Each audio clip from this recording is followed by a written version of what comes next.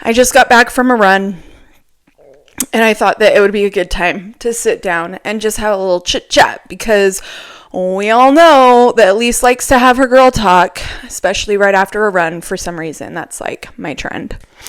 So I hope this isn't too loud. Sometimes I'm too loud and sometimes I'm too quiet. I wanted to talk today about like not just the woes of dating in 2025, but more specifically the woes of being fumbled and being fumbled repeatedly, whether it's by the same individual and or just back to back from different individuals, and just the kind of blow that could have on a person's self-esteem, but more importantly, like the learning opportunities there.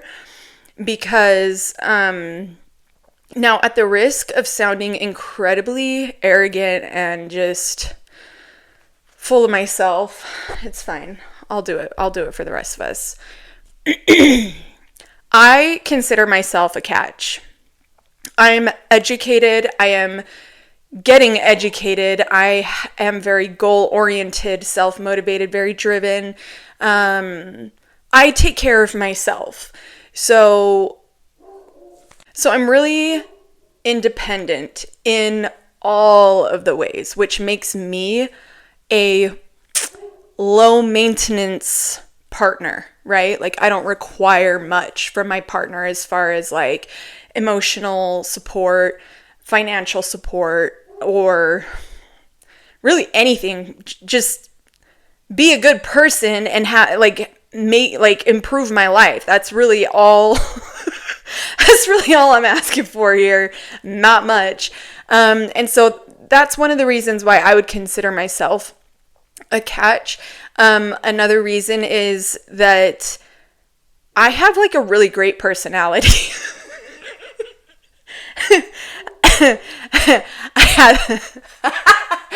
I have a really great personality. I'm a lot of fun to be with. I'm a lot of fun. I am very fun-loving. I am playful. I'm like the exciting girl.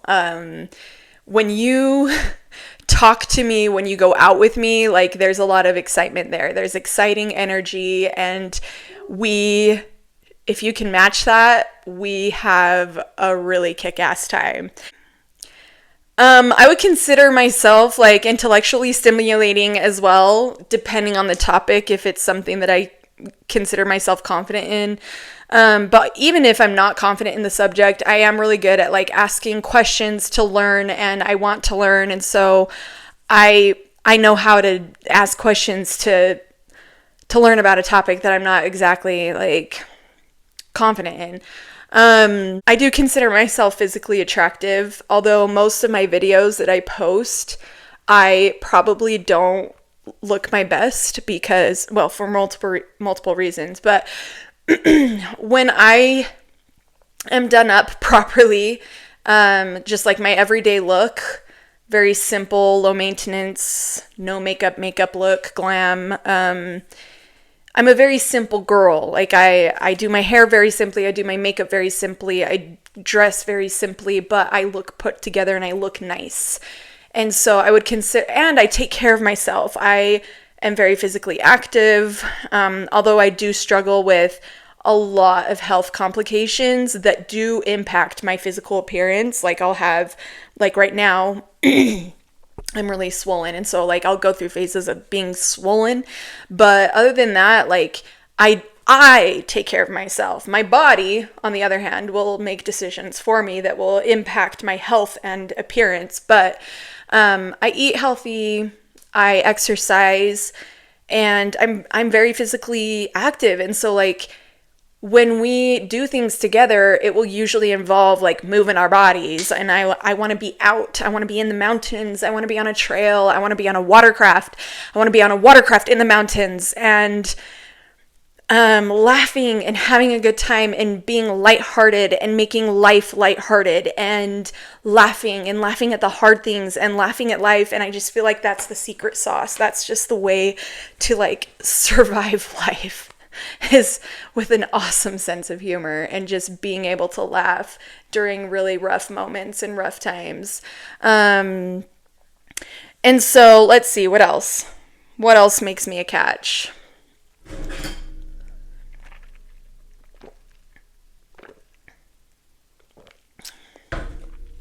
I have a lot of great qualities that I would consider very desirable in a partner. Like, I'm super honest. I'm honest to a fault. I will always tell the absolute truth. And I'm very honest about myself and just where I'm at and where I'm falling short. And I'll take accountability when I need to. I care a lot. I care so much. When I like somebody, I care so much about them and how I can be a support to them and how I can just kind of be a good team player. And that's like one of my major concerns is like, okay, well, what do you need from me? What makes you feel special and loved, and how can I show up for you in those ways? And like, I want to put in those efforts. I consider myself a really good communicator. I'm very level-headed during conflict. I can diffuse situations during conflict. I'm really good at emotionally regulating myself. I'm good at regulating other people. However, I'm trying to take a step back from that because that's not my job. I want my partner, or my potential partner to show me that they can regulate themselves without me, guiding them through that experience. I am very self-aware. I've done all of the work. Okay, I shouldn't say that. That's an indication that I definitely have it. But I've done so much work. I've done so much work on myself. So much. So much, in fact, that I have healed and leveled up past like everyone that I have like met in the dating arena right now, which has actually posed quite the issue for me in the dating realm right now. So I consider myself very, very healed and very, very healing, and I'm really good at prioritizing. I'm really good at compartmentalizing. I'm really great at, oh my gosh, I'm just really great at showing up. Like I'm a really great partner. I really know how to show up, and I show up really well. And I just need somebody who's like just like me, basically. I just need like the male version of moi. So those are some of the reasons why I consider myself a catch. The reasons why I would consider myself not a catch are because of how busy I am currently.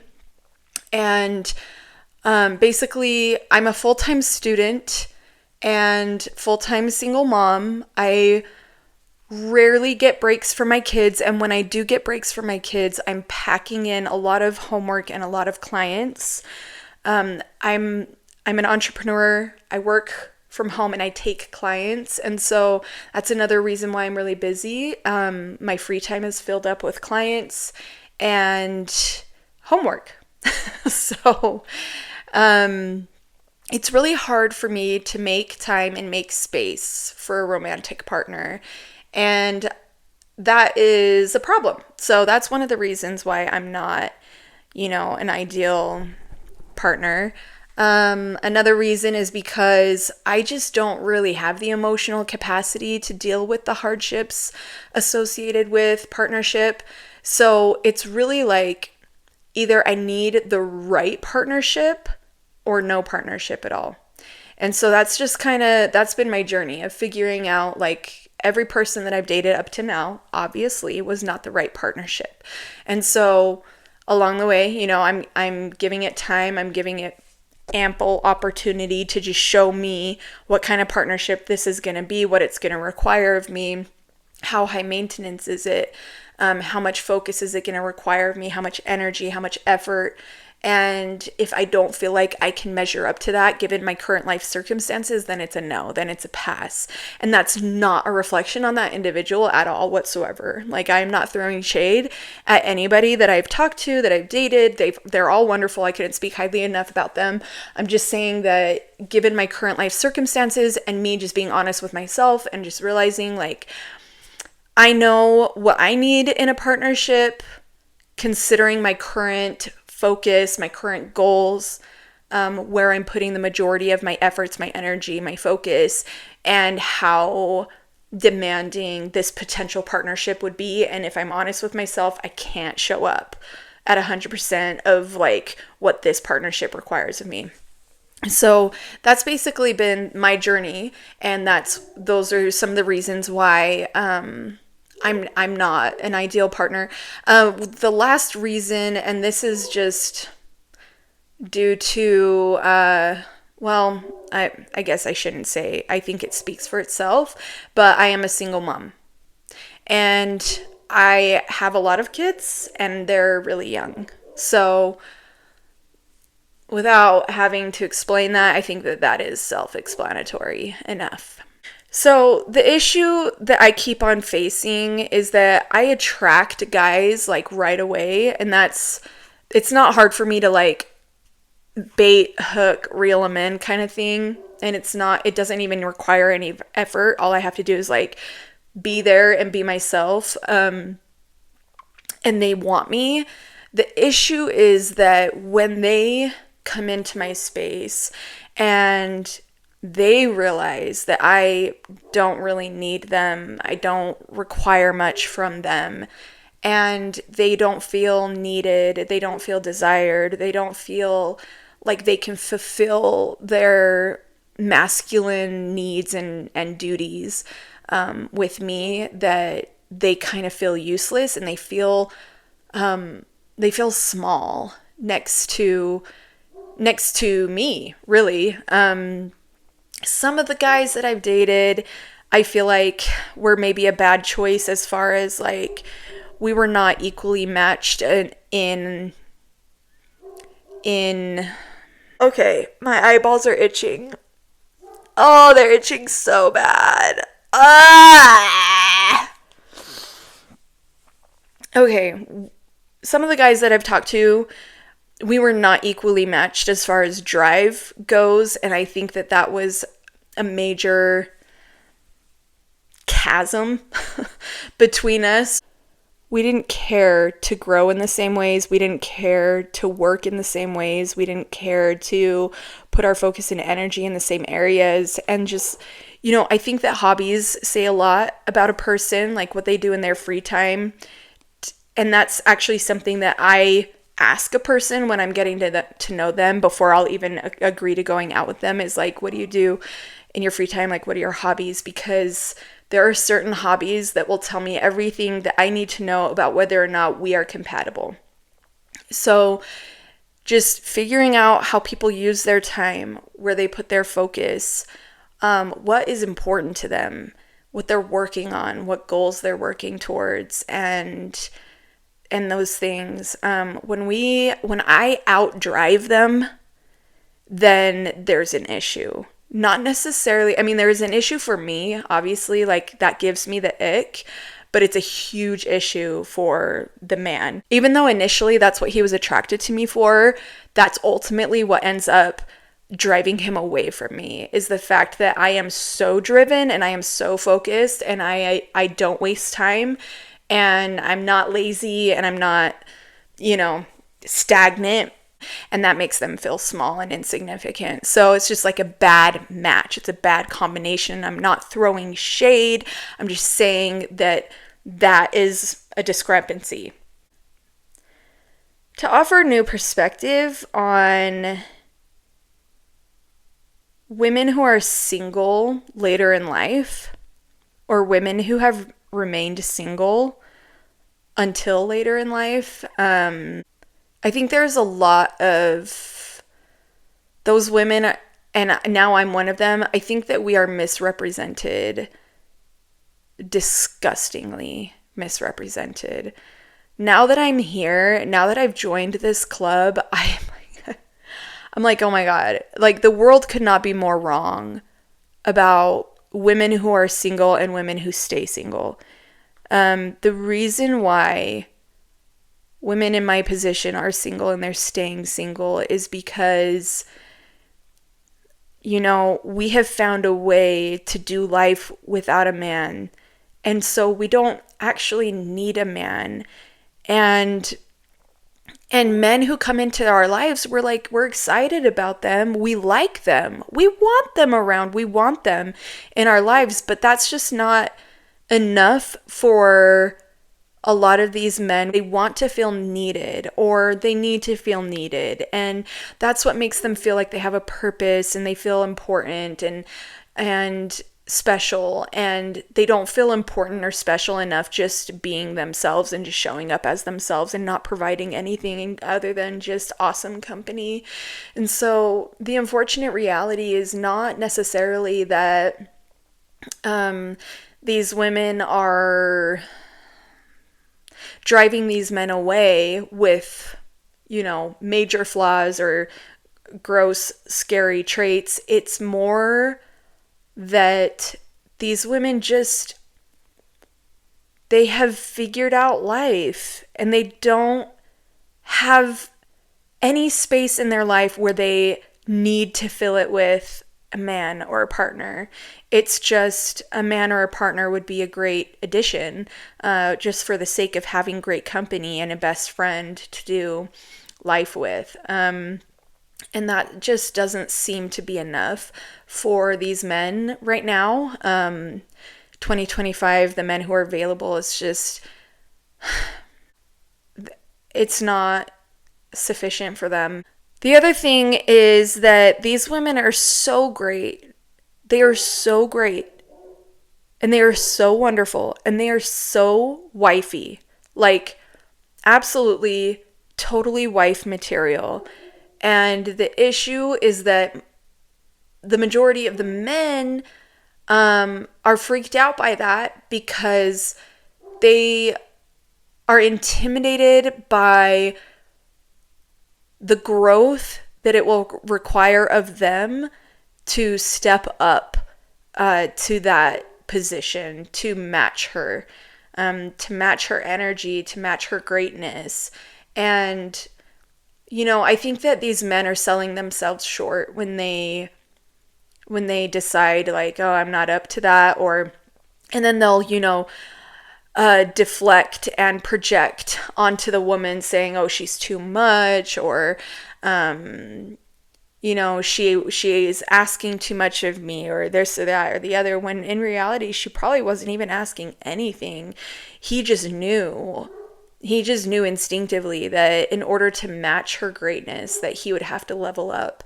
And, you know, it's easier to just say no and move on to the next easier thing or easier woman that maybe is less great. I think that men, in a sense, need to feel like they are greater than their woman.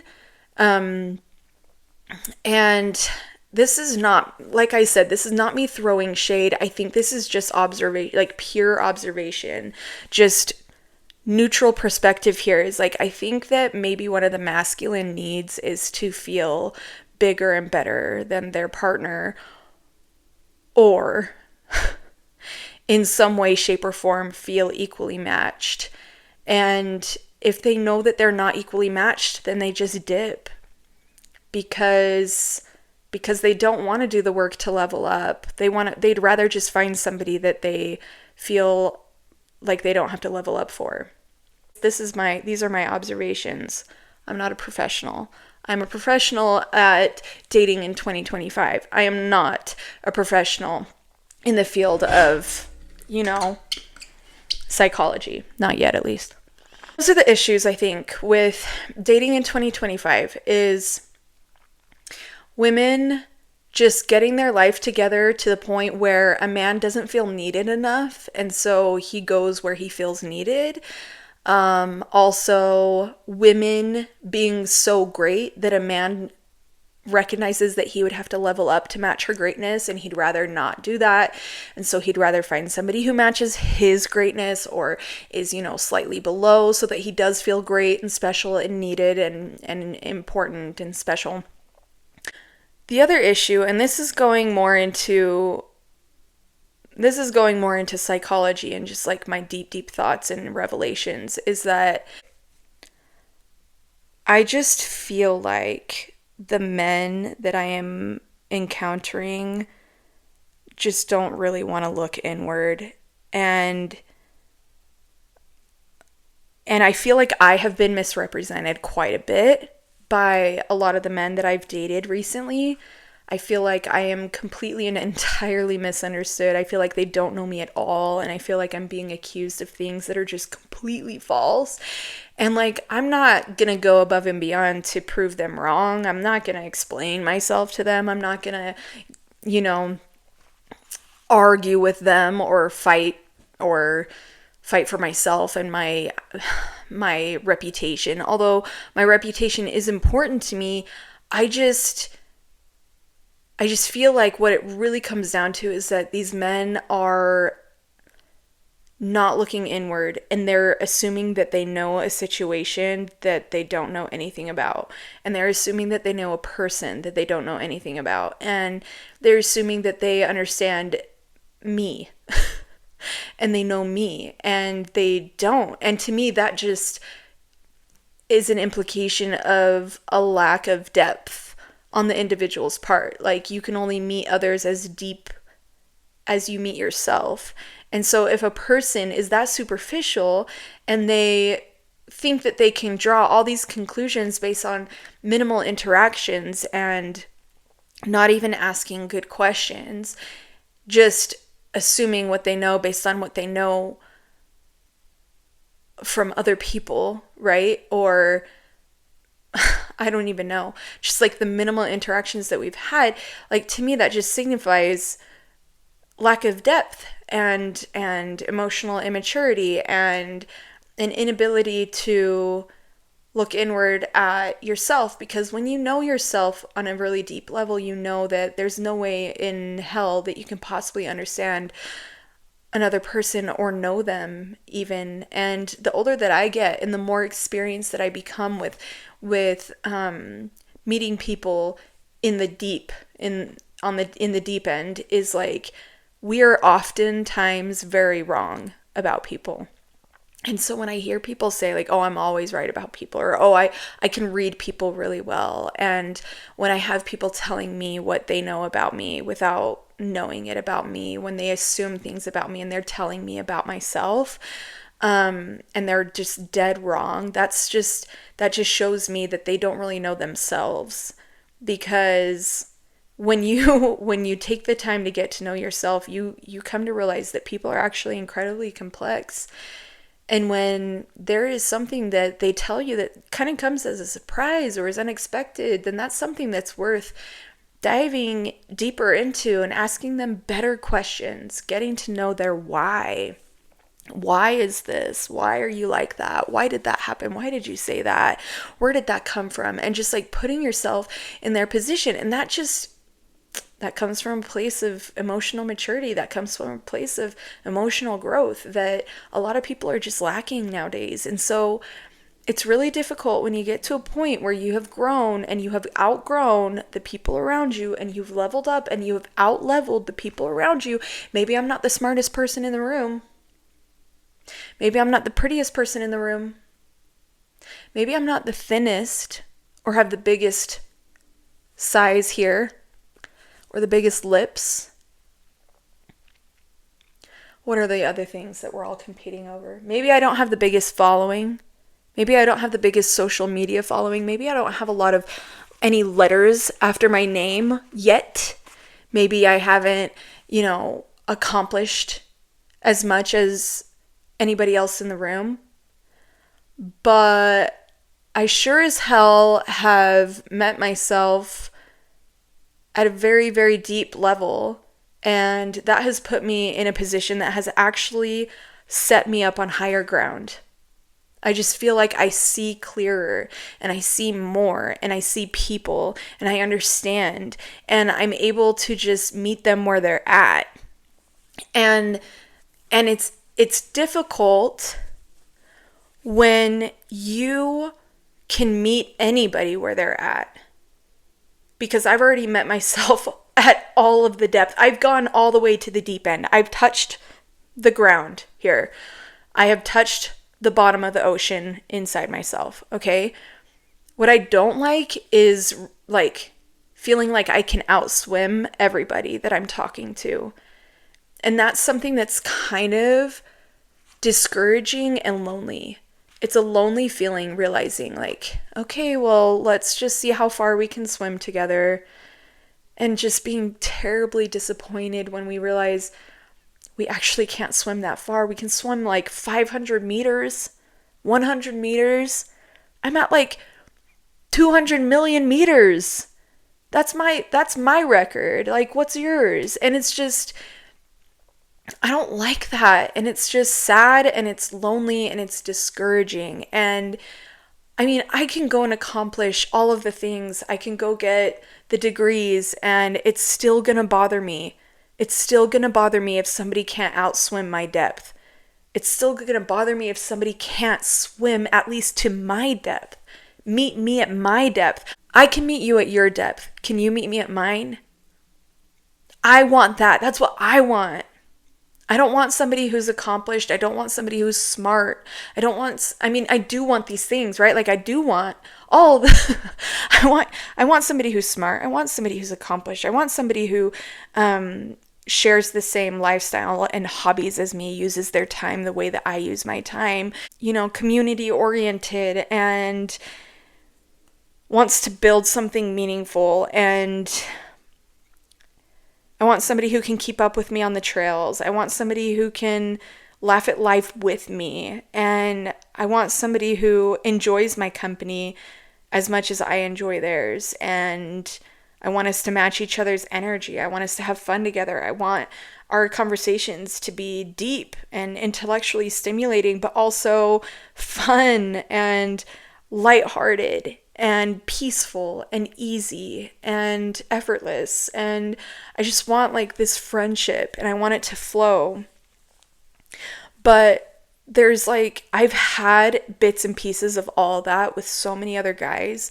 And ultimately it was like, I can't keep going with you. I can't move forward with you because you can't meet me at my depth. And that is such a lonely feeling. You can make me laugh all day long, but if you can't meet me at my depth, I'm going to feel alone. You and I, we can be all intellectual and smart and you can know all the things and I'll know all the things and we can talk about all the things that we know, but like if you can't meet me at my depth, I'm going to feel alone. We can share hobbies and we can go run the trails together and we can go kayaking and it can be awesome and we can be great and it could be such a fun time together and we enjoy the same things and lifestyle and that would be great. But if you can't meet me at my depth, I'm going to be lonely. So I've just come to realize and I've come to value the fact like emotional intelligence and just emotional depth and just being able to think deep. I could cry right now.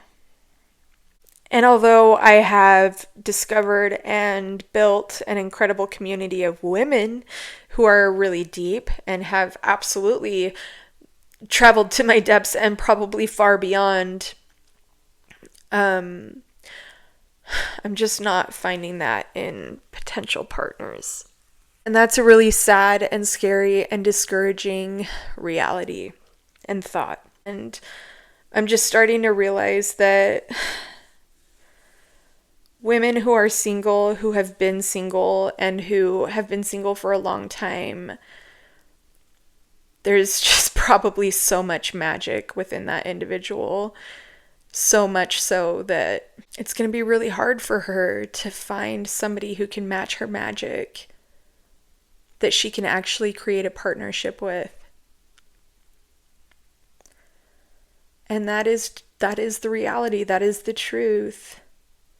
And that's been my experience. Those have been my observations.